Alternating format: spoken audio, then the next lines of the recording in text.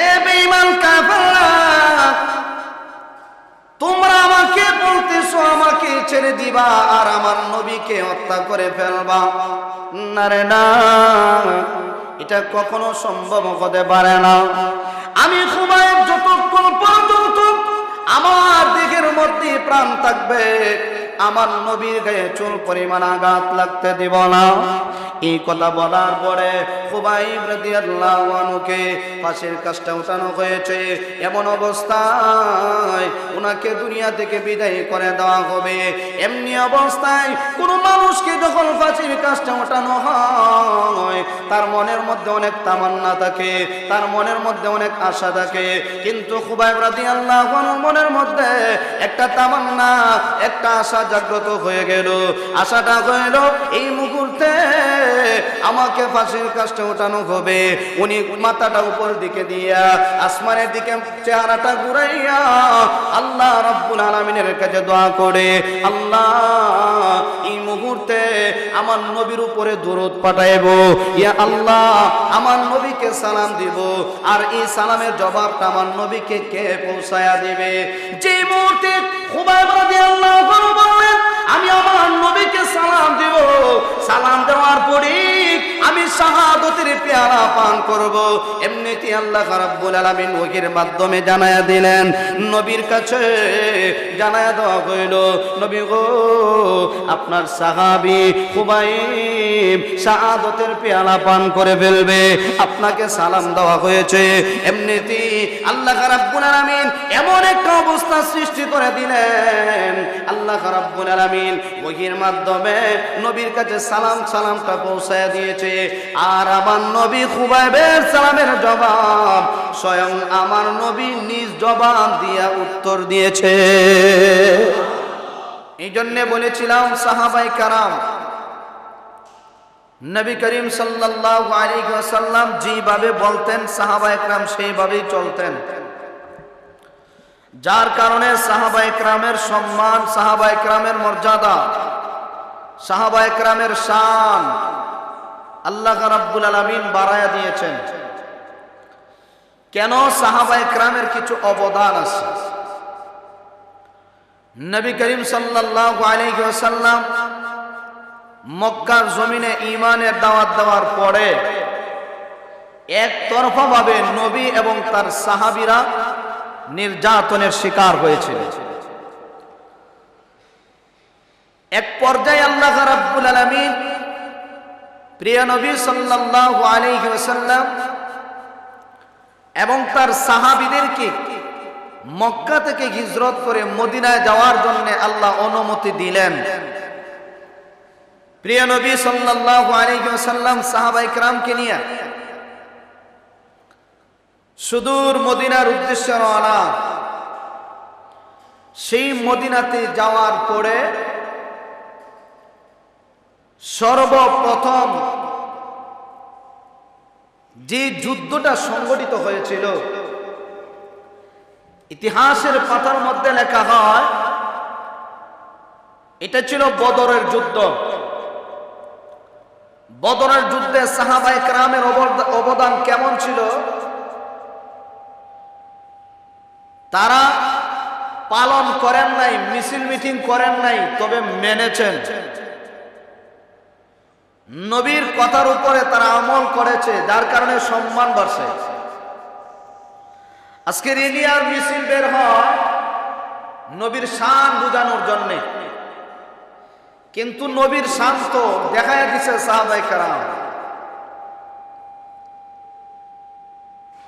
প্রিয় নবী সাল্লাল্লাহু আলাইহি ওয়াসাল্লাম মদিনায় যাওয়ার পরে যুদ্ধ সংগঠিত হইল, বদরের যুদ্ধ। যেই যুদ্ধের মধ্যে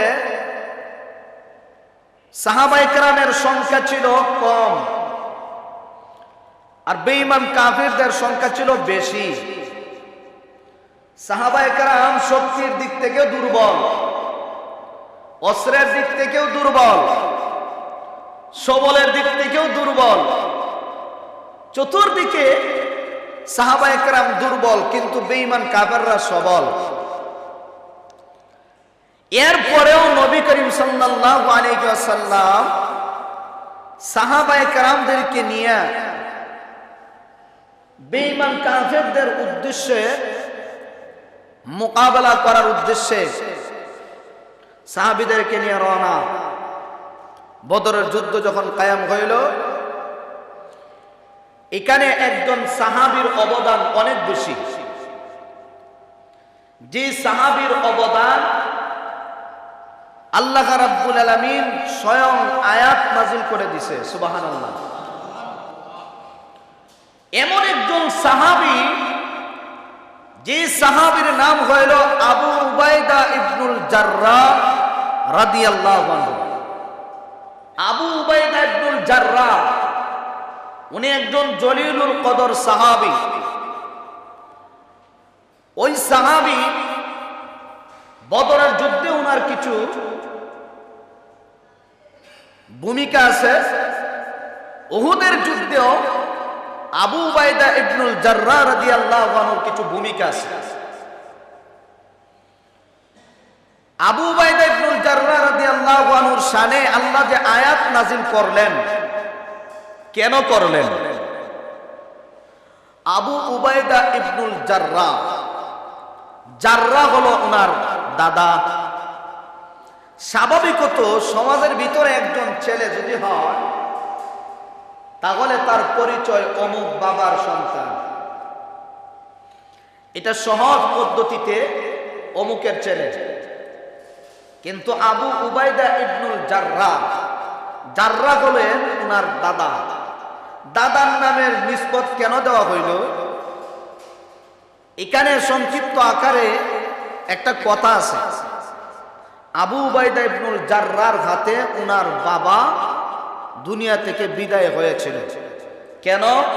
আবু উবাইদা ইবনুল জাররাহ ছিলেন মুসলমান, আর বাবা ছিল বেদিন, বাবা ছিল বিধর্মী।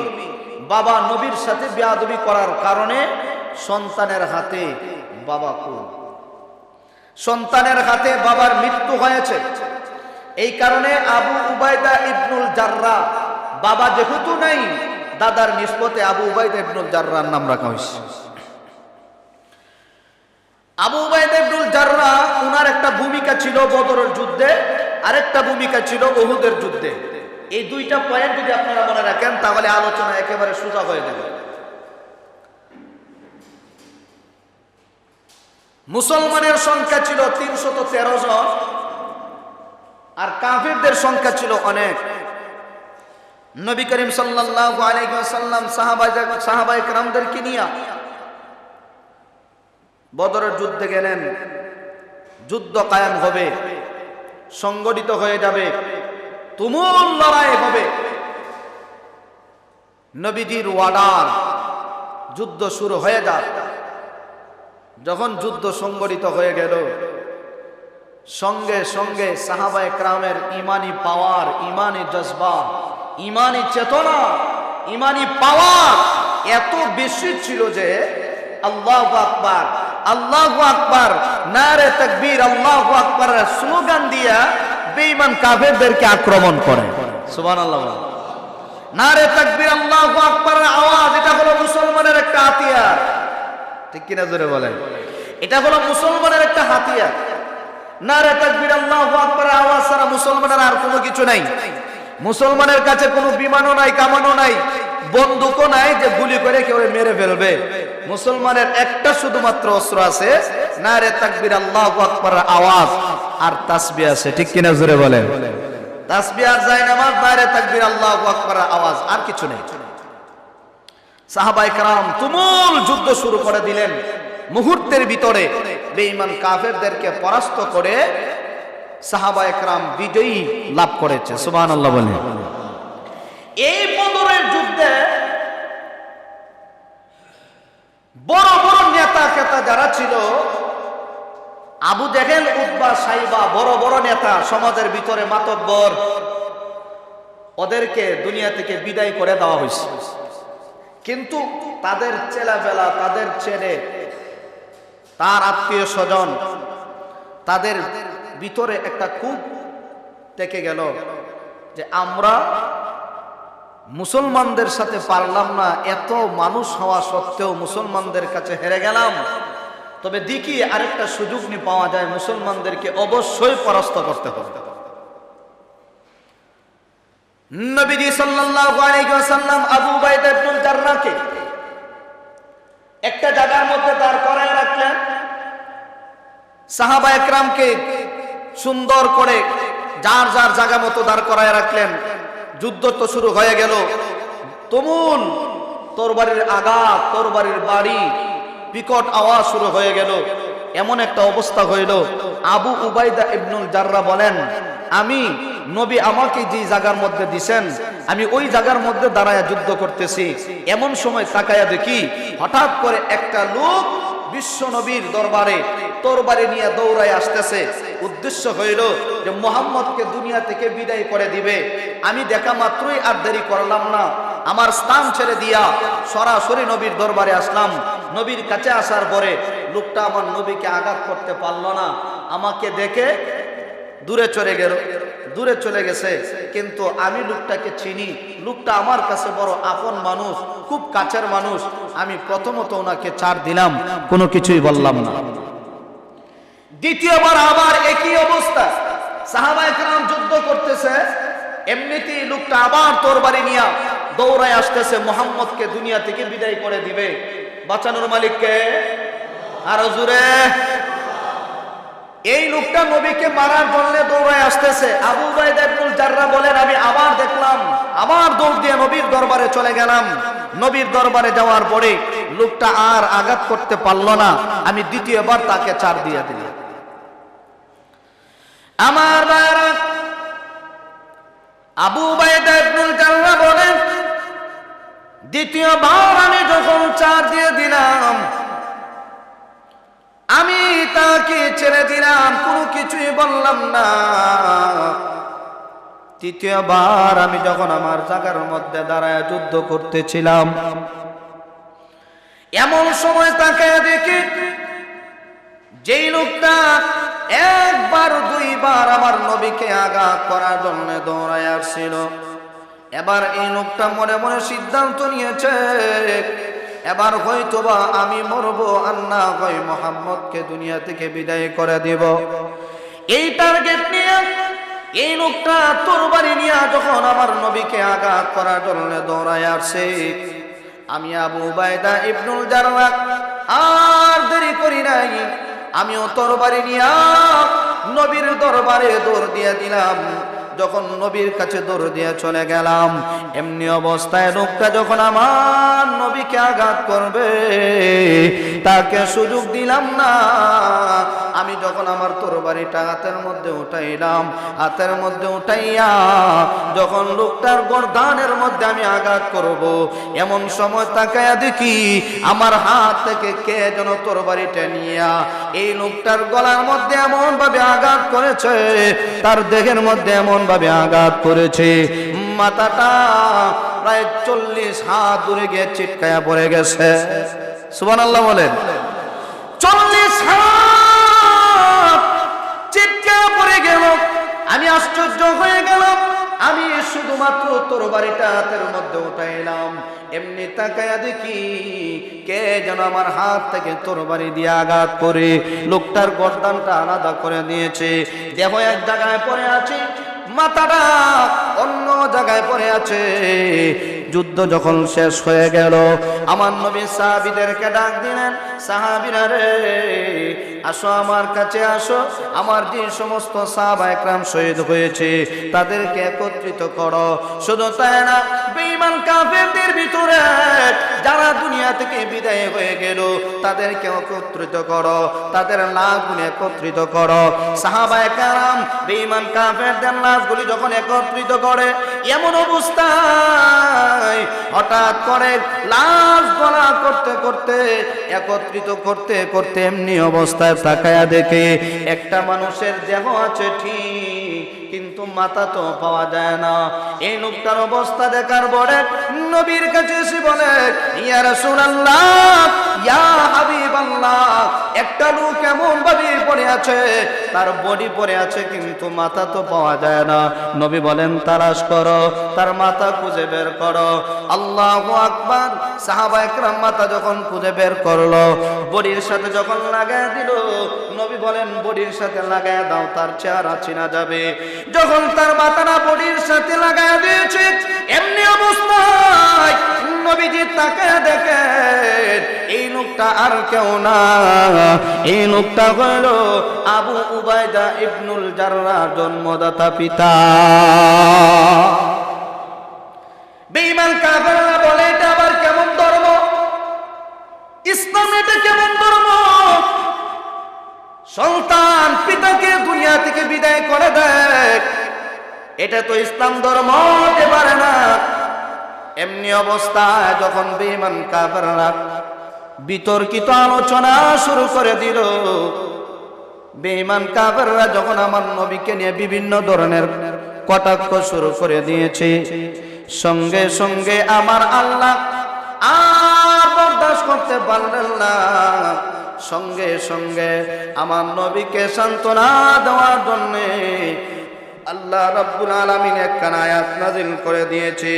শুধু তাই না রে ভাই, আল্লাহ রাব্বুল আলামিন বলেন, ও নবী, আবু উবাইদা ইবনুল জাররাহ এই কাজটা করেছে, এই কাজের প্রতি আমি আল্লাহ স্বয়ং খুশি হয়ে গেলাম। সুবহানাল্লাহ। আমি আল্লাহ স্বয়ং খুশি হয়ে গেলাম।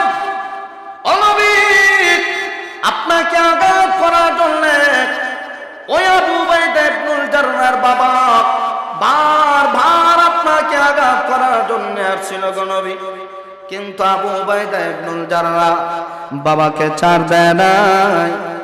নবীর জন্য, আল্লাহর জন্য যে সন্তান তার বাবাকে ছাড় দেয় না, তারাই হলো সত্যিকারের আশিক রাসূল, তারাই হলো সত্যিকারের ঈমানদার। নবী গো, বেঈমান কাফেররা অনেক কিছু বলাবলি করতে পারে, কিন্তু আপনি মন ঘাবড়ায়েন না। আমি আল্লাহর পক্ষ থেকে একটা আয়াত পাঠায়া দিলাম জিবরাইলের মাধ্যমে। এই আয়াতটা আপনি সাহাবীদের কাছে তেলাওয়াত করে শোনায়া দেন। লা তাজিদু কওমান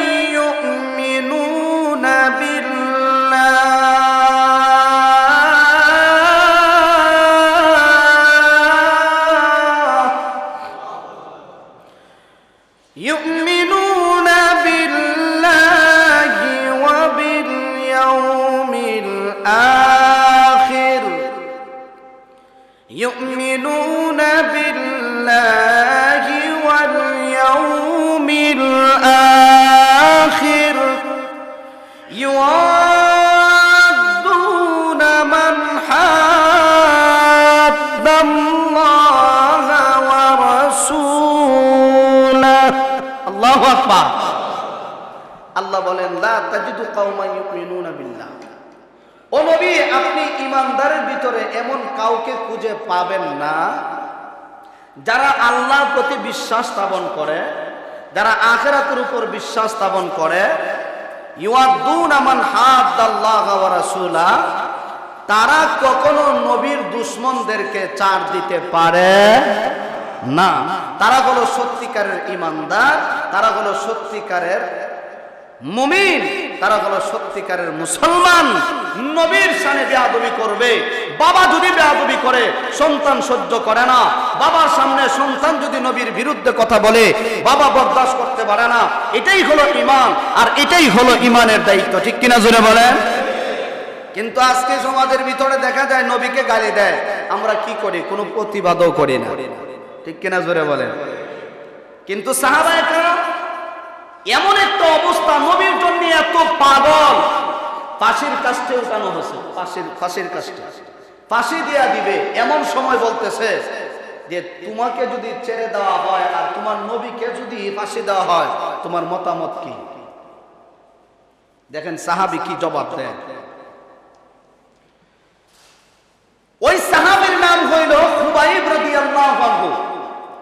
ভালো করে বুঝবেন, খুবাইব রাদিয়াল্লাহু আনহু উনি বেঈমান কাফেরদের হাতে বন্দী হয়ে গেলেন। বন্দী হওয়ার পরে তারা খুবাইব রাদিয়াল্লাহু আনহুকে হত্যা করার জন্য শুলি তৈরি করছে, ফাঁসি দিবে। এই ফাঁসির কাজটি যখন উঠানো হবে, উঠানোর আগেই বলতেছে, ও খুবাইব, তোমাকে একটা কথা বলবো। বলে কি কথা? বলে এই মুহূর্তে যদি তোমাকে ছেড়ে দেওয়া হয় আর মুহাম্মদকে হত্যা করা হয়, এই ব্যাপারে তোমার মতামতটা কি? খুবাইব রাদিয়াল্লাহু আনহু বলেন, আমার শরীরে এক বিন্দু রক্ত থাকতে, বিন্দু পরিমাণ যদি আমার ভিতরে রক্ত থাকে আর প্রাণ যদি থাকে, আমার নবীকে কেউ চুল পরিমাণ আঘাত করতে দিব না। আরো আস্তে কোন সুবহানাল্লাহ। খুবাইব রাদিয়াল্লাহু আনহু বলেন, এ বেঈমান কাফেররা, তোমরা আমাকে বলতেছো আমাকে ছেড়ে দিবা আর আমার নবীকে হত্যা করে ফেলবা। না রে না, এটা কখনো সম্ভব হতে পারে না। আমি খুবাইব যতক্ষণ পর্যন্ত আমার দিকের মধ্যে প্রাণ থাকবে, আমার নবীর গায়ে চুল পরিমাণ আঘাত লাগতে দিব না। এই কথা বলার পরে খুবাইব রাদিয়াল্লাহু আনহুকে ফাঁসির কাজটা উঠানো হয়েছে। এমন অবস্থায় উনাকে দুনিয়া থেকে বিদায় করে দেওয়া হবে। এমনি অবস্থায় কোনো মানুষকে যখন ফাঁসির কাজটা উঠানো হয়, তার মনের মধ্যে অনেক তামান্না থাকে, তার মনের মধ্যে অনেক আশা থাকে। কিন্তু খুবাইব রাদিয়াল্লাহু আনহুর মনের মধ্যে একটা তামান্না, একটা আশা জাগ্রত হয়ে গেল। আশাটা হইল এই মুহূর্তে আমাকে ফাঁসির কাজটা উঠানো হবে। উনি মাথাটা উপর দিকে দিয়া আসমানের দিকে চেহারাটা ঘুরাইয়া আল্লাহ রাব্বুল আলামিনের কাছে দোয়া করে, আল্লাহ এই মুহূর্তে আমার নবীর উপরে দরুদ পাঠাইব, ইয়া আল্লাহ আমার নবীকে সালাম দিব, আর এই সালামের জবাবটা আমার নবীকে কে পৌঁছায়া দিবে? যে মুহূর্তে খুবাইব রাদিয়াল্লাহু আনহু বললেন, আমি আমার নবীকে সালাম দিব, সালাম দেওয়ার পরে আমি শাহাদাতের পেয়ালা পান করব, এমনিতেই আল্লাহ রাব্বুল আলামিন ওহীর মাধ্যমে জানায়া দিলেন, নবীর কাছে জানায়া দেওয়া হইল, নবী গো, আপনার সাহাবী খুবাইব শাহাদাতের পেয়ালা পান করে ফেলবে, আপনাকে সালাম দেওয়া হয়েছে। এমনিতেই আল্লাহ রাব্বুল আলামিন এমন একটা অবস্থা সৃষ্টি করে দিলেন, আল্লাহ রাব্বুল আলামিন ওহীর মাধ্যমে নবীর কাছে সালামটা পৌঁছায় দিয়েছে। আর আমার নবী খুবাইবের সালামের জবাব স্বয়ং আমার নবী নিজ জবাব দিয়া উত্তর দিয়েছে। আমার নবী সালামের জবাব দিয়েছে, ওয়া আলাইকুমুস সালাম, এ খুবাইব, তুমি আমি নবীকে সালাম দিয়েছো, আমি নবী তোমার সালামের জবাব দিয়ে দিলাম। ভাইরা আমার, যখন আমার নবী খুবাইবকে সালামের জবাব দিয়ে দিলেন, সঙ্গে সঙ্গে বেঈমান কাফেররা খুবাইব রাদিয়াল্লাহু আনহুকে আর দুনিয়াতে বাঁচায় রাখে নাই। সঙ্গে সঙ্গে ফাঁসির কাজটা উঠানো হয়েছে, তাকে শাহাদাতের পেয়ালা পান করানো হইল।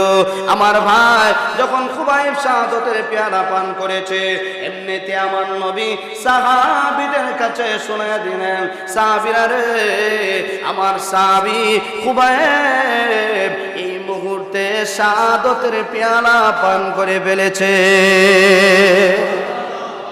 আমার সাহাবী খুবাইব জান্নাতি হয়ে গেছে। সুবহানাল্লাহ। শহীদ হওয়া মানা হইল সরাসরি শহীদ হয়, তার ঠিকানা কোন জায়গা? জান্নাত। জান্নাতি হয়ে গেছে। দেখেন খুবাইব রাদিয়াল্লাহু আনহু কেমন ইমানদার ছিলেন। নবী নাই এখানে, কিন্তু এরপরও একটা কথা, যে তোমাকে ছেড়ে দিব, তোমার নবীকে হত্যা করা হবে, তোমার মতামতটা কি? এই মতামত জানতে গিয়ে খুবাইব নিজের জীবন দিয়ে দিছে। সুবহানাল্লাহ বলতেন না? কিন্তু আমরা কি করি? যাই হোক, আমি যেই কথা বলতেছিলাম, আবু উবাইদা ইবনুল জাররাহ রাদিয়াল্লাহু আনহুর ভূমিকা ছিল দুইটা। কয়টা ভূমিকা? দুইটা। এর ভিতরে একটা ভূমিকা ছিল বদরের যুদ্ধে, আরেকটা ভূমিকা ছিল উহুদের যুদ্ধে। বদরের যুদ্ধে বেঈমান কাফেররা অনেকেই মারা গেছে, জাহান্নামের টিকিট নিয়ে নিয়ে দুনিয়া থেকে বিদায় হয়েছে। আবু জাহেল, উতবা, সাইবা, বড় বড় লিডার, তারা দুনিয়া থেকে বিদায় হয়ে গেছে। এখন তাদের ছেলে, তাদের পরিবার, তাদের ছেলাফেলা যারা আছে তারা মনে মনে সিদ্ধান্ত নিল যে মুহাম্মদ এবং তার বাহিনী মুসলমানেরা আমাদের বাপ দাদাকে দুনিয়া থেকে বিদায় করে দিছে, আমরাও তাদেরকে ছাড় দিব না, সুযোগ পাইলে মুসলমানদেরকে আমরাও বিদায় করে দিব। এখন বিদায় করব কেমনে? তারা সুযোগ তালাশ করে। সুযোগ তালাশ করতে করতে বছর ঘুরাই 1 বছর পরেই যে যুদ্ধটা হয়েছিল সেই যুদ্ধের নাম হইল উহুদের যুদ্ধ। এই উহুদের যুদ্ধে তারা মুসলমানদেরকে দুনিয়া থেকে বিদায় করে দিবে, এই টার্গেট নিয়ে নবীর কাছে তারা আসতেছে, নবীর সাথে তারা জিহাদ করবে, নবীকে দুনিয়া থেকে বিদায় করে দিবে। তারা বাহিনী যখন লক্ষাধিকের উপরে বাহিনী যখন আসতেছে উহুদের প্রান্তরে, নবী যখন খবর পাইলেন সাহাবায়ে কেরামকে নিয়ে পরামর্শ করলেন। সাহাবায়ে কেরামকে নিয়ে পরামর্শ করার পরে আল্লাহর হাবিব 700 একটা বাহিনী, নবীজি 1000 একটা বাহিনী তৈরি করলেন। তৈরি করে উদ্দেশ্য হইল তারা যেহেতু আসতেছে আমাদের সাথে মোকাবেলা করবে, আমিও আমার সাহাবীদেরকে নিয়ে যাই। আর উহুদের ময়দানে সেনাপতির দায়িত্ব ছিল স্বয়ং আমার নবীর হাতে। নবী বলেন সাহাবীরা চলো, উহুদের ময়দানে চলো, যুদ্ধ করতে হবে। সাহাবায়ে কেরাম প্রস্তুতি গ্রহণ করলেন। 1000 একটা দল যখন তৈরি করলেন, তৈরি করার পরে কিছু দূর যাওয়ার পরে 300 মুনাফিক মার্কা মুসলমান তারা সাহাবায়ে কেরাম থেকে আলাদা হয়ে গেল। মুনাফিক যারা, এদের দুনিয়াতেও সম্মান নাই, আখিরাতেও সম্মান নাই, ঠিক কিনা জোরে বলেন? এই মুনাফিক মার্কা মুসলমান যারা, 300 মুনাফিক মার্কা মুসলমান, এরা মুসলমানদের থেকে আলাদা হয়ে পিছনে চলে গেছে। তারা বলে, ও মুহাম্মদ, আল্লাহর রাস্তে আপনারা চলে যান, যদি আমরা আপনাদের সাথে যাই মনে হয় বাড়িতে আর ফিরত আসতে পারবো না, আমাদের সন্তানগুলি এতিম হয়ে যাবে, আমাদের বিবিগুলি বিধবা হয়ে যাবে, আমরা পারবো না, যান আপনার সাহাবীদেরকে নিয়ে যান। তাহলে বোঝা গেল লেবাসদারি একদল মুনাফিক সমাজে বসবাস করেনি। আরো জোরে বলেন। নবীজি বললেন সাহাবীরা তোমরা মনকে দুর্বল করিও না, আমাদের সাথে আছেন আরো আসতে কোন আমাদের সাথে কে? আল্লাহ। ও সাহাবীরা চলো, আল্লাহ আমাদের সাথে আছে, উহুদের প্রান্তরে চলো। আমার ভাইরা, আল্লাহর হাবিব বিশ্ব নবী রাহমাতুল লিল আলামিন 700 সাহাবীদেরকে নিয়ে আমার নবী সুদূর উহুদের ময়দানের দিকে ঢুকে গেলেন। উহুদের প্রান্তরে যাওয়ার পরে বেঈমান কাফেরদের সাথে মোকাবেলা করা হবে। আমার নবী 50 জন সাহাবীদেরকে আলাদা করলেন। যে 50 জন সাহাবী তীর নিক্ষেপ করার বেলা বড় পারদর্শী, তীর নিক্ষেপ করতে পারে, তাদের মতো পারদর্শী সাহাবীদের ভিতরে আর কেউ নাই। ওই 50 জন সাহাবীদেরকে আল্লাহ নবী আলাদা করলেন।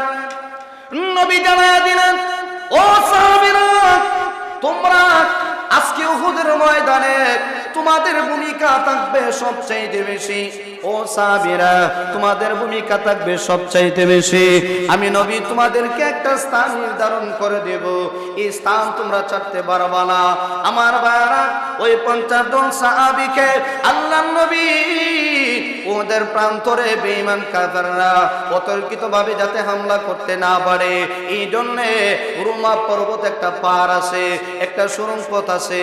এই রুমা পর্বতে 50 জন সাহাবীকে আল্লাহ নবী নিযুক্ত করে দিলেন।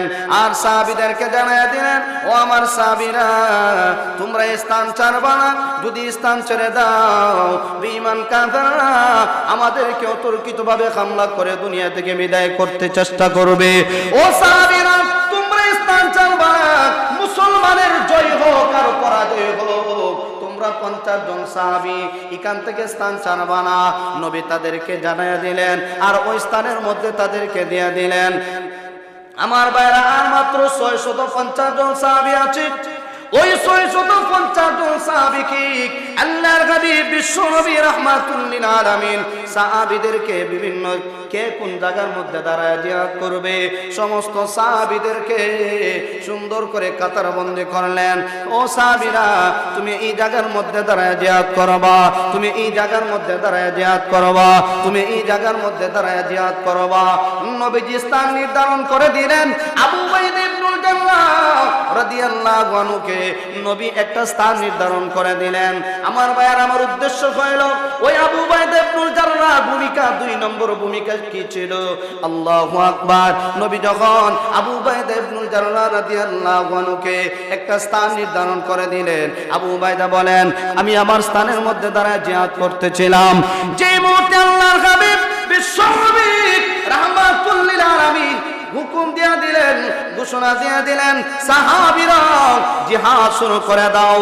যখন তুমুল লড়াই শুরু হয়ে গেল, ইমাম বুখারী রাহমাতুল্লাহি আলাইহি বুখারী শরীফের ভিতরে ঘটনাটা সুন্দর করে লেখছেন। আল্লাহু আকবার। যখন জিহাদ শুরু হয়ে গেল, এমন একটা অবস্থা হইল, প্রাথমিক অবস্থায় মুসলমানরা বেঈমান কাফেরদের উপরে এমন ভাবে হামলা করতে শুরু করলো, সঙ্গে সঙ্গে মুসলমানদের জয় হয়ে গেল। সুবহানাল্লাহ, জোরে বলেন। বেঈমান কাফেররা বরদাশত করতে পারে না, উহুদের প্রান্তরে দাঁড়ানোর কোনো ক্ষমতা নাই। মুসলমানরা এমন ভাবে নারে তাকবীর আল্লাহু আকবার আওয়াজ দিয়া বেঈমান কাফেরদের সাথে যখন মোকাবেলা শুরু করে দিল, বেঈমান কাফেররা আর সহ্য করতে পারে না। মুহূর্তের ভিতরে সাহাবায়ে কেরাম বিজয়ী পতাকা হাতে নিয়ে নিলেন। সাহাবায়ে কেরাম মনে করলেন বেঈমান কাফেররা যেহেতু পলায়ন করতে লাগলো, মনে হয় এই বেঈমান কাফেররা আর আমাদের কাছে আসবে না। সাহাবায়ে কেরাম এই ভাব নিয়ে এখন তাদের যে গনিমতের মাল ছিল, এই গনিমতের মাল নেওয়ার জন্য সাহাবায়ে কেরাম ব্যস্ত হয়ে গেল। শুধু তা না, সাহাবায়ে কেরাম গনিমতের মাল দেওয়ার জন্য যখন ব্যস্ত, ওই যে রুমা পর্বতে 50 জন সাহাবীকে আল্লাহ নবী নিযুক্ত করে রেখে দিয়েছিলেন, ওই 50 জন সাহাবী আল্লাহু আকবার, তারা তাকায় দেখে সমস্ত সাহাবায়ে কেরাম গনিমতের মাল নেয়।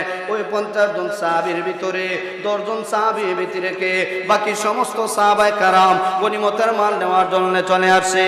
আল্লাহু আকবার। যে মুহূর্তে বেঈমান কাফেররা মাঠ থেকে পলায়ন করলো, মুসলমানরা গনিমতের মাল যখন হাসিল করতে লাগলো, এমনি অবস্থায় বেঈমান কাফেরদের পক্ষে একজন লোক ছিল, যার নাম হইল, যিনি মুসলমান হওয়ার আগে উনার ভূমিকা ছিল, কিন্তু মুসলমান হওয়ার পরে উনার ভূমিকা সবচাইতে বেশি ছিল। আল্লাহু আকবার। ওই সাহাবী যিনি মুসলমান হওয়ার আগে বীর বাহাদুর ছিল, মুসলমান হওয়ার পরে উনার শক্তি অনেক ছিল, মুসলমান হওয়ার পরে উনার শক্তি আল্লাহ আরো বেড়িয়ে দিয়েছিলেন। এমন একটা অবস্থা, যে সাহাবী তখনও তিনি মুসলমান হন নাই, বেঈমান কাফেরদের লিডার, ওই বেঈমান কাফেরদেরকে বলে, শোনো, এই মুহূর্তে তোমরা এখান থেকে চলে যাইবা। যদি আমরা এই মুহূর্তে পরাজিত হয়ে আমাদের বাড়িতে চলে যাই, তখন আমাদের মুখ দেখাইতে পারবো না, আমাদের মুখ দেখাইতে পারবো না, সমাজের ভিতরে আমাদের মুখটা একেবারে নিচু হয়ে যাবে। অতএব তোমরা আমার সাথে আছো, আমার সাথে আসো, ওই মুসলমান এবং তার নবীকে দুনিয়া থেকে বিদায় করে দেব। নাউজুবিল্লাহ বলেন। ওই বেঈমান টার্গেট নিয়া, কিছু বাহিনীকে নিয়া এখন ঢুকবে কোন দিক থেকে? পিছন দিক থেকে যদি ঢুকে, হঠাৎ করে যদি ঢুকে, মুসলমানদের উপরে আক্রমণ করতে পারবে। আল্লাহু আকবার। এই অবস্থায় তারা যখন রুমা পর্বতের দিকে ওই যে সুরঙ্গত আছে, তাকায়া দেখে 10 জন সাহাবী আছে, ওই 10 জন সাহাবীকে তারা মুহূর্তের ভিতরে দুনিয়া থেকে বিদায় করে দিল। তারা শাহাদাতের পেয়ালা পান করলো। শাহাদাতের পেয়ালা পান করার পরে এবার সুদূর উহুদের ময়দানে দেখি তারা যখন ঢুকে গেল, এমনি তাকায় দেখে মুসলমানেরা গনিমতের মাল নেয়। গনিমতের মাল নেওয়ার জন্য সমস্ত মুসলমানরা যখন ব্যস্ত হয়ে আছে, সাহাবীরা যখন ব্যস্ত, এই অবস্থায় এমনিতেই তারা বলে, শোনো, এই মুহূর্তে সুযোগ আছে, মুসলমানদের উপরে আক্রমণ করো। যেমন ভাবে আক্রমণ শুরু করে দিল, বুখারী শরীফের রওয়ায়াতে আসছে, বেঈমান কাফেররা মুসলমানদের উপরে এমন ভাবে আঘাত শুরু করে দিল। আল্লাহু আকবার। কে কার উপরে আঘাত করে কেউ বলতে পারে না। সাহাবীর উপরে আঘাত করে বেঈমান কাফেররা সাহাবায়ে কেরামকে দেখে দেখে টার্গেট করে করে আঘাত করে দুনিয়া থেকে বিদায় করে দেয়। সাহাবায়ে কেরাম শাহাদাতের পেয়ালা পান করে এক পর্যায়ে সাহাবায়ে কেরাম আর রাখতে পারলেন না। সাহাবায়ে কেরাম মাঠ থেকে চলে গেলেন, কিন্তু আমার নবী এক জায়গার মধ্যে দাঁড়ায় আছে। হঠাৎ করে কয়েকজন সাহাবী তাকায়া দেখে আমার নবী একটা জায়গার মধ্যে দাঁড়ায় আছে। 10 জন সাহাবী আমার নবীর কাছে দৌড়ায় চলে গেল। আমার নবীকে হেফাজত করতে হবে, আর না হয় বেঈমান কাফেররা আমার নবীকে দুনিয়া থেকে বিদায় করে দিবে। এই টার্গেট নিয়ে 10 জন সাহাবী আমার নবীকে ঘেরাও করে আছে। এর ভিতরে একজন সাহাবীকে তারা টার্গেট করলো, যার নাম হলো তালহা রাদিয়াল্লাহু আনহু। ওই তালহা রাদিয়াল্লাহু আনহুকে বেঈমান কাফেররা টার্গেট করে। এই মুহূর্তে যদি মুসলমানদেরকে এই 10 জনের ভিতরে একজনকে যদি আঘাত করতে পারি, তাহলে মুহাম্মদকে ধরা আমাদের জন্য সহজ হয়ে যাবে, আর আমাদের মিশন বাস্তবায়ন হয়ে যাবে। এই অবস্থায় তালহা রাদিয়াল্লাহু আনহু শরীরে এমন ভাবে তীর আর বল্লমের আঘাত, এমন ভাবে তারা আঘাত করতে লাগলো। আল্লাহু আকবার। তালহা রাদিয়াল্লাহু আনহু শরীরটা এমন ভাবে জাজরা হয়ে গেছে, আর সহ্য করতে পারলেন না। সমস্ত শরীর থেকে রক্তগুলি জোরে জোরে পড়তেছে। নবীকে বলি, ইয়া রাসূলুল্লাহ, মনে হয় আমি আর দুনিয়াতে বাঁচব না, মনে হয় আমি দুনিয়া থেকে বিদায় হয়ে যাব। আল্লাহু আকবার। নবীর সামনে তালহা রাদিয়াল্লাহু আনহু শাহাদাতের পেয়ালা পান করলেন। শুধু তাই না, এক এক করে আরো 7 জন সাহাবী শাহাদাতের পেয়ালা পান করলেন। আর মাত্র 2 জন সাহাবী বাকি আছে। একজনের নাম হইল আবু দুজানা, আর একজনের নাম হইল কাতাদা রাদিয়াল্লাহু আনহু। এমনিতে 2 জন সাহাবী ডাক দিয়ে বলে, ইয়া রাসূলুল্লাহ, ইয়া হাবিবাল্লাহ, ওগো আল্লাহর নবী, আমরা 2 জন সাহাবী যতক্ষণ পর্যন্ত আমাদের ভিতরে প্রাণ আছে, যতক্ষণ পর্যন্ত আমাদের দেহের মধ্যে রক্ত আছে, ইয়া রাসূলুল্লাহ, আপনার শরীরে একটা আঘাত লাগতে দেওয়া হবে না, একটা ফুলের টুকা লাগতে দেওয়া হবে না। এই কথা বলে এবার বেঈমান কাফেরদের ভিতরে একজন টার্গেট করলো। এই মুহূর্তে 2 জনের ভিতরে আগে একজনকে টার্গেট করো, এবার একজনকে টার্গেট করে আবু দুজানা রাদিয়াল্লাহু আনহু ব্যতীত কাতাদা যিনি আছেন, কাতাদা ওই সাহাবীর চোখের মধ্যে দূর থেকে একটা বেঈমান একটা তীর বসায়া দিল।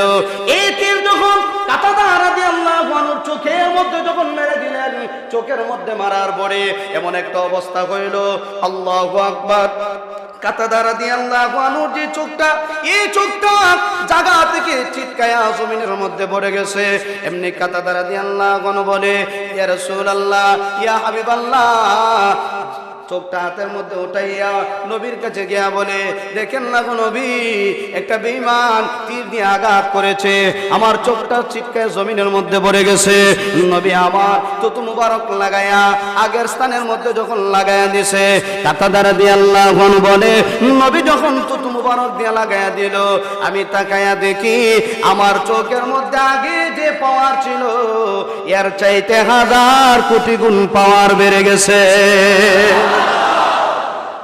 কাতাদা রাদিয়াল্লাহু আনহু এক পর্যায়ে দুনিয়া থেকে বিদায় হয়ে গেলেন, শাহাদাতের পেয়ালা পান করলেন। আর মাত্র একজন সাহাবী বাকি আছে, যার নাম হলো আবু দুজানা রাদিয়াল্লাহু আনহু। আবু দুজানা ডাক দিয়ে বলে, ইয়া রাসূলুল্লাহ, ইয়া হাবিবাল্লাহ, ওগো নবী, আপনার কোনো ভয় নাই, আমি আবু দুজানা যতক্ষণ পর্যন্ত জীবিত আছি আপনার শরীরে আঘাত লাগতে দেব না। ডানে বামে সামনে পিছনে চতুর্দিকে ঘুরায় আমার নবীর শরীরে যেন কোনো আঘাত না লাগে। এক পর্যায়ে আবু দুজানাও শাহাদাতের পেয়ালা পান করলো। আল্লাহু আকবার।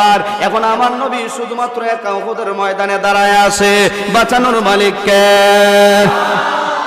আল্লাহর হাবিব উহুদের ময়দানে একা দাঁড়ায় আছে।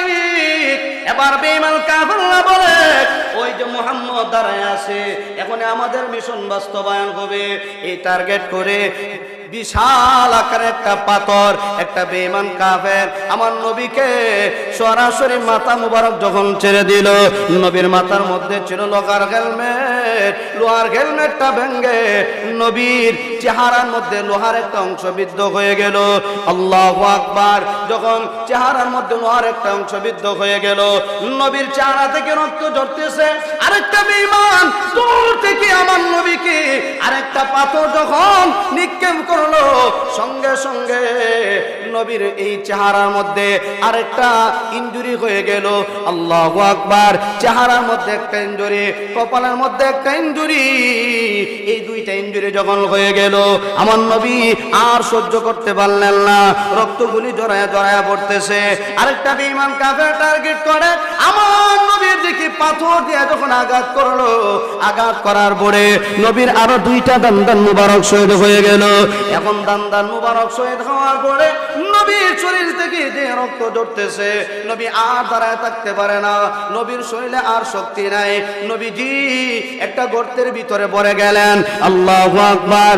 এবার ওই মদিনার মধ্যে এলান দেওয়া হইল, কাদ কুতিলা মুহাম্মদ, মুহাম্মদকে হত্যা করা হয়েছে।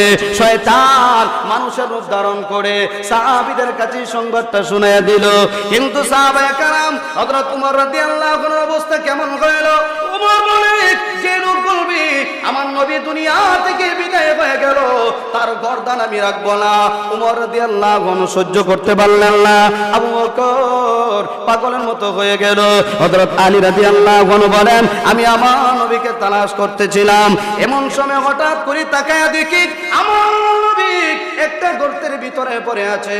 নবীকে কষ্ট করে উঠাইলাম, উঠানোর পরে নবী আমাকে ডাক দিয়ে বলে, ওরে আলী শুনো, যে উহুদের ময়দানে আমি নবীর শরীর থেকে রক্ত জড়াইছে, এই উহুদের ময়দানে ইসলামের বিপ্লব কায়েম হবেই হবে, এতে কোনো সন্দেহ নাই। সুবহানাল্লাহ। ও আলী, যে জমিনে আমি নবীর রক্ত ঝরছে, এই জমিনে ইসলাম অবশ্যই কায়েম হবে, বাস্তবায়ন হবে। আল্লাহু আকবার। আলী বলে, হুজুর সাহাবীরা আপনাদের জন্য পাগল হয়ে গেছে, আপনার মৃত্যুর সংবাদ শুনে। আল্লাহু আকবার। সাহাবীরা পাগলের মতো হয়ে গেছে। নবী বলেন, ও আলী শুনায়া দাও, আমি নবী এখনো জীবিত আছি। আল্লাহু আকবার। ও আলী, আমি নবী এখনো জীবিত আছি, সাহাবীদেরকে শোনায়া দাও। ওই যে কথা আমি বলতেছিলাম, আবু উবাইদা ইবনুল জাররাহ রাদিয়াল্লাহু আনহু, উনিও আমার নবীর জন্য কি পরিমাণ পাগল ছিল। আল্লাহু আকবার। যখন এই সংবাদটা দিল যে নবী এখনো জীবিত আছে, সমস্ত সাহাবীরা পাগলের মতো নবীর কাছে দৌড়ায় আসছে। আসার পরে আবু বকর তাকায়া দেখে নবীর কপালের মধ্যে একটা লোহার অংশ, চেহারার মধ্যে আরেকটা লোহার অংশ বিদ্ধ আছে। এইদিকে নবীর দান্দান মুবারক শহীদ হয়ে গেছে, রক্ত যেভাবে ঝরতেছে মনে হয় আমার নবীকে বাঁচানো যাবে না। এমনিতেই পিছন দিক থেকে হঠাৎ করে একজন একটা আওয়াজ দিয়ে দিল, আবু বকর একটু অপেক্ষা করো, আমি আসা পর্যন্ত একটু অপেক্ষা করো। সুবহানাল্লাহ জোরে বলেন। পিছন দিক থেকে কে আওয়াজ দিল? যিনি আওয়াজ দিয়েছেন ওনার নাম হইল আবু উবাইদা ইবনুল জাররাহ রাদিয়াল্লাহু আনহু। আবু উবাইদা ইবনুল জাররাহ রাদিয়াল্লাহু আনহু বলেন, ও আবু বকর একটু অপেক্ষা করো, আমি আসতেছি। আসার পরে দেখে নবীর চেহারার মধ্যে, নবীর কপালের মধ্যে, এদিকে নবীর দান্দান মুবারক শহীদ হয়ে গেছে। আবু উবাইদা ইবনুল জাররাহ বলে, হুজুর যদি অনুমতি দেন, ও আবু বকর যদি আপনি অনুমতি দেন, তাহলে আমি নবীর চেহারা থেকে লোহার অংশগুলি বের করব। সুবহানাল্লাহ। লোহার অংশগুলি বের করতে গিয়া আবু উবাইদা ইবনুল জাররাহ উনারও দুইটা দাঁত শহীদ হয়ে গেছে। সুবহানাল্লাহ। নবী বলেন, ও আবু উবাইদা, আমি নবীর জন্য তুমি এত পাগল, আমি নবীর জন্য তুমি এত দেওয়ানা। ও আবু উবাইদা ইবনুল জাররাহ, আমি নবীর সুসংবাদ জানাইয়া দিলাম, যদি তুমি এই মুহূর্তে দুনিয়া থেকে বিদায় হয়ে যাও, আল্লাহর তৈরি জান্নাত তোমার জন্য ওয়াজিব হয়ে যাবে। তো আবু উবাইদা ইবনুল জাররাহ উনার দুইটা ভূমিকা ছিল, একটা ছিল বদরের যুদ্ধে আর একটা ছিল উহুদের যুদ্ধে। এটা হলো সাহাবায়ে কেরামের ইমানি জজবা, ইমানি পাওয়ার। তারা সাহাবায়ে কেরাম নবীর জন্য জীবন দিতে রাজি, জীবন উৎসর্গ করতে রাজি। কিন্তু আজকে সমাজের ভিতরে দেখা যায় নবীকে নিয়ে কেউ যদি কথা বলে আমরা প্রতিবাদও করি না। সাহাবায়ে কেরামের মতো প্রতিবাদ করতে হবে, সাহাবায়ে কেরামের মতো ঈমান, সাহাবায়ে কেরামের মতো প্রতিভা আমাদের অন্তরে ঢুকাইতে হবে। রাজি আছি ইনশাআল্লাহ। আল্লাহ আমাদের সকলকে কবুল করুক। ওয়া আখিরু দাওয়ানা আনিল হামদুলিল্লাহি রাব্বিল আলামিন।